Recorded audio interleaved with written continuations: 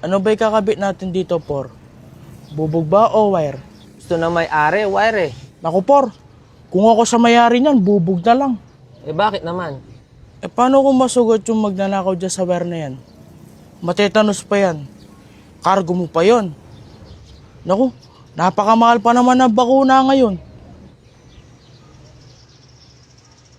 Minsan di nag-iisip yung mga may-ari na yan eh. Ano ba'y kakabit natin dito, Por? Bubog ba o wire? Ano? Anong sabi ng may-ari? Bubog na lang daw kesa wire. Buti naman. Kaso parang nagtitipid yata siya eh. Alam mo kung ako sa kanya, kesa bubog o wire, aso na lang. Matahol pa yun.